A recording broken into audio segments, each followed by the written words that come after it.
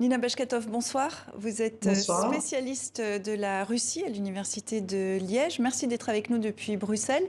Est-ce qu'une intervention militaire russe en Ukraine, c'est un scénario crédible? Ça paraît pas crédible pour le moment, mais il faut quand même toujours s'inquiéter lorsque des pays qui entretiennent des relations aussi difficiles que dans ces deux cas massent des forces et des équipements militaires aux frontières l'un de l'autre, parce il suffit d'un geste irréfléchi et tout peut partir hors de contrôle. Mais ce qui est le plus important, je crois, c'est la guerre des mots, parce que la solution pour le Donbass ne pourra être que politique, ce qui suppose des négociations.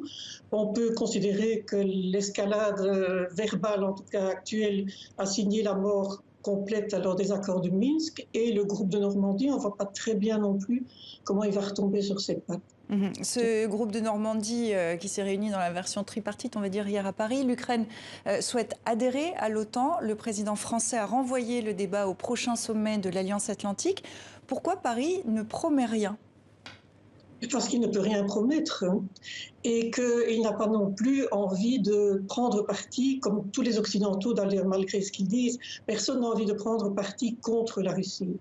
Donc il ne pouvait attendre que des vœux pieux, et le président Macron, qui était quand même très mal pris dans cette histoire, avec cette coup de téléphone tripartite, etc.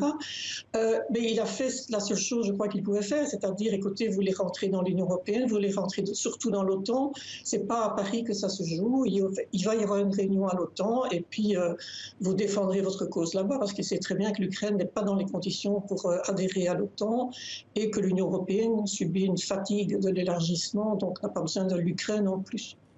Alors les tensions autour de l'Ukraine augmentent, les relations avec les États-Unis sont orageuses depuis l'arrivée de Joe Biden à la Maison-Blanche. Moscou bataille en ce moment sur deux fronts diplomatiques, vous diriez ça? Non, il bataille sur un front diplomatique, parce que finalement, ce qui compte, ce sont les États-Unis.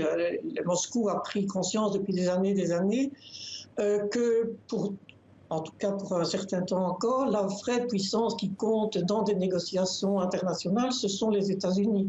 Donc c'est avec les États-Unis qu'il veut garder un dialogue, et le président Biden semble très bien l'avoir compris. Euh, pour eux, le futur se joue en Asie dont ils font partie aussi du continent asiatique, mais où ils retrouvent les États-Unis, puisqu'on est autour de l'océan Pacifique. Et les Européens, sur lesquels les Russes n'avaient plus beaucoup d'illusions, en tout cas au niveau multilatéral, viennent quand même de s'infliger à eux-mêmes toute une série de claques diplomatiques avec la gestion de la crise, l'événement en Turquie qui semble montrer que personne ne sait qui représente qui. Donc je crois que ça fait des années que l'Union européenne n'est pas un partenaire crucial. Nina Bashkatov, merci beaucoup pour cet éclairage. Merci d'avoir été avec nous dans 64 minutes.